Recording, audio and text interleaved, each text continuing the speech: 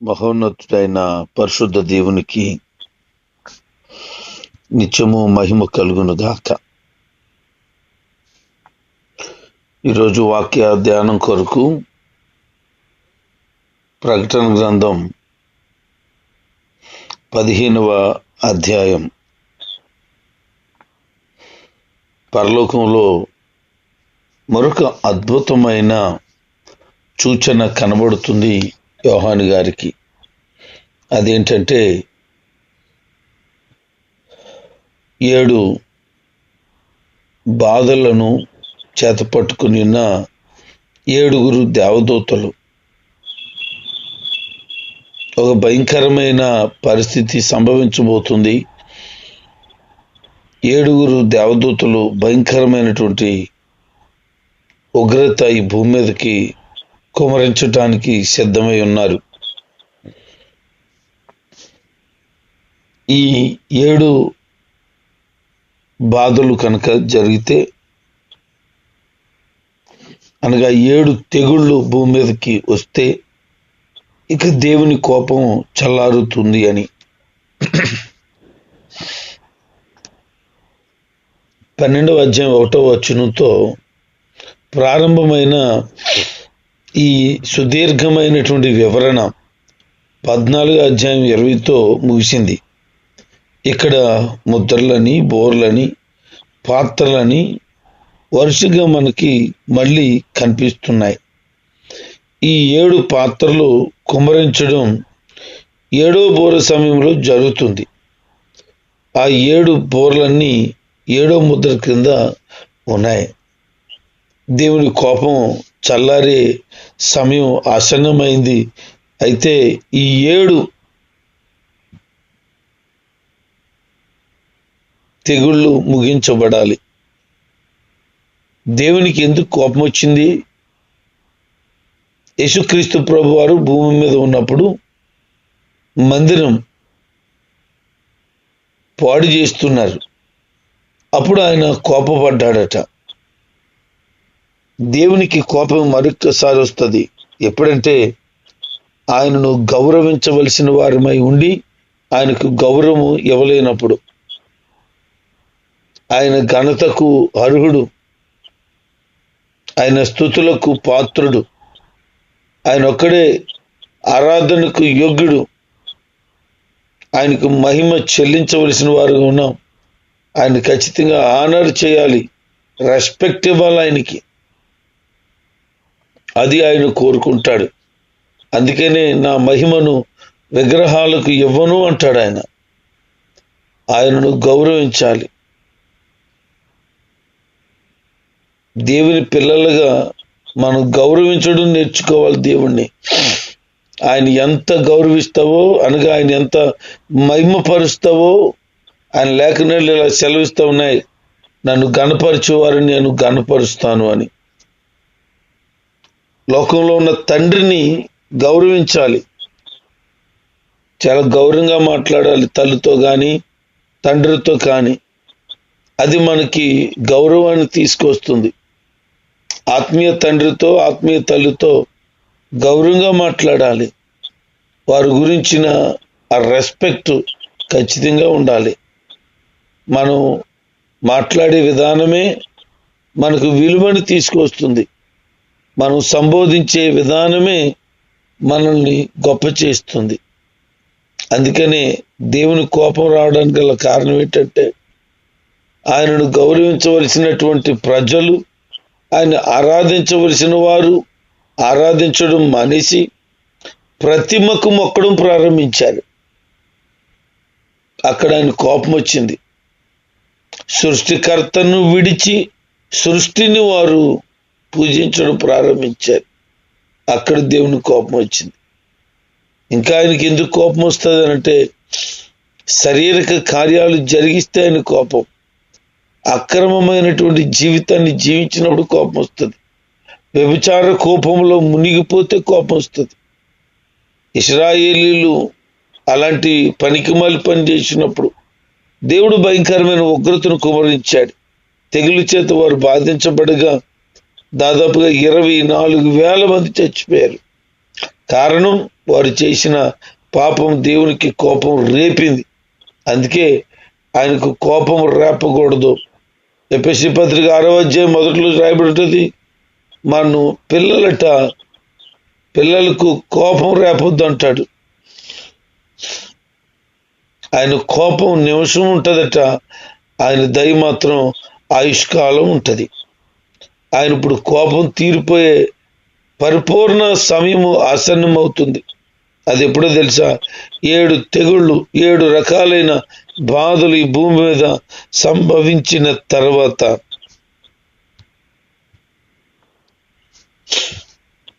అక్కడొక నిప్పులతో కలిసినటువంటి గాజు సరస్సు ఒకటి కనపడుతుంది. మృగం మీద, వాడి విగ్రహాల మీద, వాడి ముద్ర మీద, వాడు పేరుకున్న సంఖ్య మీద గెలుపొందిన వారు ఆ గాజు సముద్రం మీద నిలుచొని ఉంటారు. వారికి దేవుని తంతి వాయిద్యములు ఉన్నాయట. వారు ఏం చేశారు? ఎవరైతే గెలిచారో వారు అక్కడ ఉంటున్నారు. దేవుని దాసుడైనటువంటి మోషే పాట, గొర్రె పిల్ల పాట వాళ్ళందరూ కూడా పాడుతూ దేవుణ్ణి గణపరుస్తూ, సర్వశక్తుడైన దేవునికి మహిమ, ఆయన కార్యములు గొప్పవని, ఆయన క్రియలు వర్ణింప జాలమని వారు ప్రభుని గణపరుస్తూ ఉన్నారు. పాత నిబంధన గ్రంథంలో మోషే పాటలు 2 ఉన్నాయి. నిర్గమకాండం 15వ అధ్యాయము 1 నుంచి 18 వరకు, ద్వితీయోపదేశకాండం 32వ అధ్యాయం 1 నుంచి 43వ వచనం వరకు. ఈ సమయం కోసం ఆ 2 ఏదైనా సరిపోతుంది అంటే, మొదటిది ఫరో బారు నుండి విడుదల పొందిన తర్వాత వాళ్ళు రాసింది, రెండోది దుర్మార్గులు అంతిమ వాటము గురించి రాసింది. ఈ 2 పాటలు దాదాపుగా సరిపోతున్నట్లు ఉన్నాయి. ఇవి మోషే ద్వారా రాసిన పాటలు. మరి ఇవి పరలోకంలో పాడతారని చెప్పబడుతుంది. అంటే మోషే రాసిన ఈ పాట ఎంత ప్రసిద్ధమైనదో మనం గమనించాలి. రెండోది కనబడుతుంది గొర్రెపిల్ల పాట అని. 5వ అధ్యాయం 9వ వచనంలో ఇది మాటలతో మాత్రం ఉంది. వారు ఈ కొత్త పాట పాడారు అని. వధించబడిన గొర్రె పిల్ల అయిన యేసు క్రీస్తుని గణపరుస్తూ, ఆయన ఒక్కడే యోగ్యుడని, ఆయన ఒక్కడే అర్హుడని, ఆయన తప్ప ఇంకెవరూ లేరని, అన్ని జాతుల్లో, అన్ని కులాల, అన్ని రకాల పరిస్థితుల్లో ఆయన ఒక్కడే పొగడబడటానికి యోగ్యుడని వారు దేవుణ్ణి కొనియాడుతున్న ఆ పాట.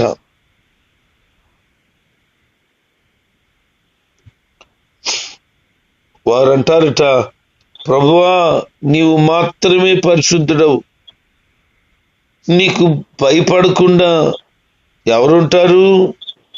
నీ పేరును మహిమపరచకుండా ఎవరుండగలరు అని ఆయన్ను పొగుడుతున్నారు. నిజమే, ఆయన ఒక్కడే పరిశుద్ధుడు, ఇక ఎవరు పరిశుద్ధుడు కాదు. ప్రతి మనిషిలో ఏదో ఒక సందర్భంలో అపవిత్రత చోటు చేసుకునే అవకాశాలు ఉన్నాయి. కనుక ఏ మనుషుడు పవిత్రుడు కాడు. అలాగని మనం ఎవరిని అపవిత్రులుగా చూడొద్దు. ఎందుకంటే మనిషి సహజ లక్షణం తప్పు చేయడం. వారి హృదయంలో ఏదైనా చెడు కలిగి ఉండవచ్చు, లేకపోతే ఏదైనా మనం అపార్థం చేసుకుని ఉండొచ్చు. అందుకని మనము అపవిత్రులుగా ప్రజలను ఎంచవద్దు. కారణం ఏంటి అని అంటే, పరిశుద్ధుడైన దేవుడు ఆయన రక్తం ద్వారా మనలను కడిగాడు, మనలను పరిశుద్ధులుగా చూస్తూ ఉన్నాడు. అందుకనే పరిశుద్ధులకు ఒకసారి అప్పగించబడింది అని, పరిశుద్ధుల ప్రార్థనలు విన్నాడని, పరిశుద్ధులైన సంఘానికి చెప్తున్నానని పౌలు కూడా మాట్లాడతాడు. ప్రియ దేవుని జనాంగమా, ఎదుటి వాళ్ళని మనం ఎప్పుడు అపవిత్రులుగా ఎంచవద్దు. దేవునికి భయపడాలట, ఆయన నామాన్ని ఘనపరచాలట. నేటి దినాల్లో దైవ భయం కనబడటం లేదు. ప్రజల్లో దేవుని భయం లేదు. నటన ఉంది, నటన, అంత దొంగ నటన.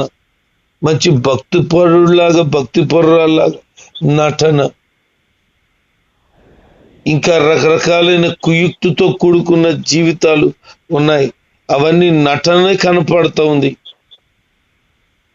అందుకనే ఆయన తీర్పు వెల్లడయ్యే సమయం ఆసన్నమైంది.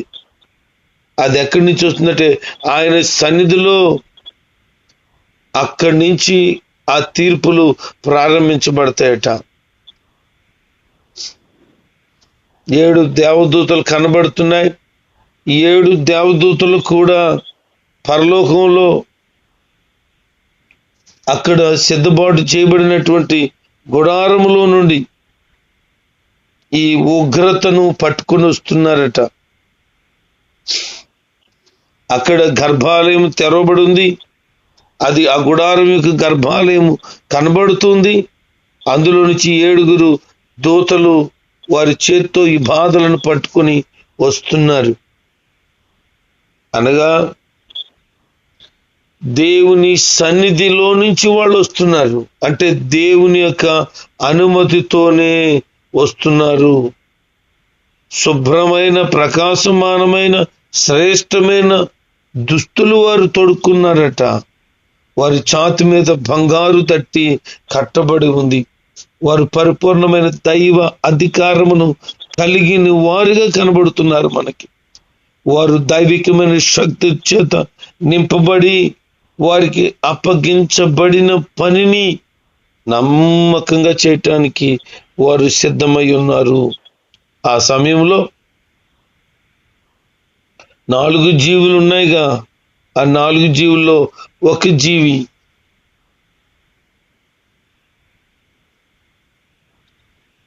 శాశ్వతముగా జీవిస్తున్న దేవుని కోపం, ఆ కోపంతో నిండి ఉన్న 7 బంగారు పాత్రలు ఈ 7 దేవదూతలకు ఇవ్వడం జరిగింది. ఆ సమయంలో దేవుని మహిమ ప్రభావం వలన ఒక పొగ ఆ గర్భాలయమును కప్పేసిందట. అంత ఎక్కువగా వచ్చేసింది. అంటే ధూమము ఆ గర్భాలయం అంతా కూడా నింపబడి ఉంది. అందువల్ల 7 దేవదూతలు కూడా 7 తెగుళ్ళు నెరవేరేంత వరకు మరలా మేము గర్భాలయంలో ప్రవేశించము, అనగా దేవుని మందిరంలో ప్రవేశించలేము అని వారు బయటకు వచ్చేశారు. అంటే వాళ్ళకి ఆ పని పూర్తయ్యే వరకు కూడా దేవుని మందిర ప్రవేశము లేదు. అంటే తప్పకుండా అది జరగవలసి ఉన్నది. ఈరోజు ఈ మాటలు వింటున్న దేవుని ప్రజలారా, నువ్వు ఒక కఠినమైన నిర్ణయం తీసుకుని దైవికమైన భక్తిని కలిగి ఉండాలి.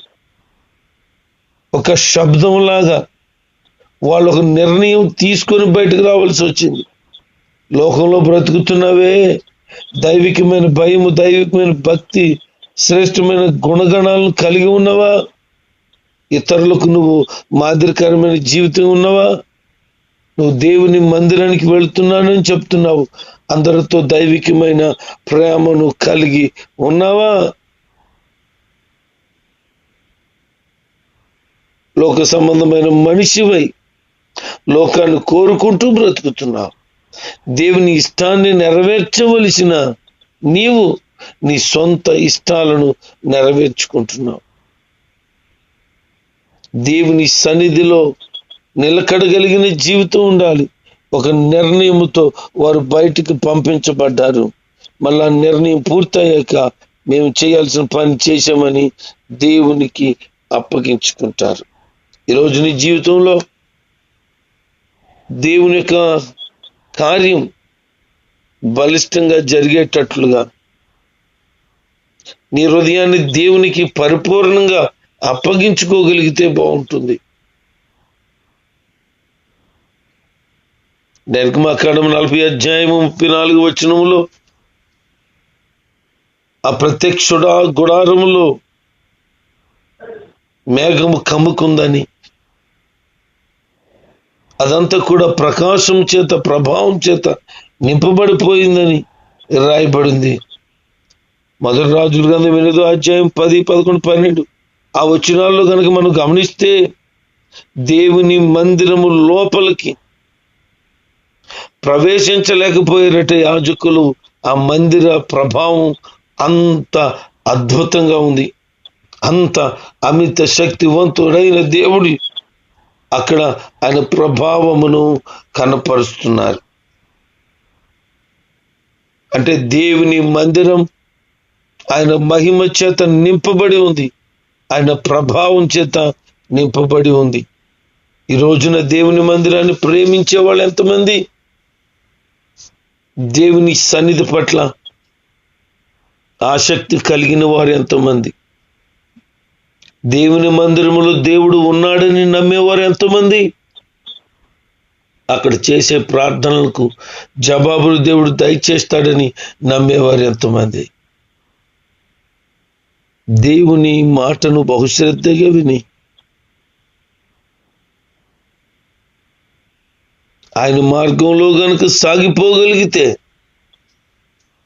అద్భుతమైన దైవ ప్రసన్నత నువ్వు పొందుకుంటావు.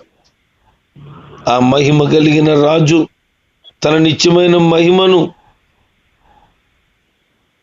నీకు అనుగ్రహించడానికి ఇష్టపడుతున్నాడు. అందుకే ఎట్టి పరిస్థితుల్లో ఆయన సన్నిధికి దూరంగా ఉండకు, ఆయనకు వేరుగా బ్రతకకు. ఆయనను గణపరుస్తూ ఆయన సన్నిధిలో నమ్మకమైన వ్యక్తిగా ఉండు. చివరిగా ఒక్క మాట,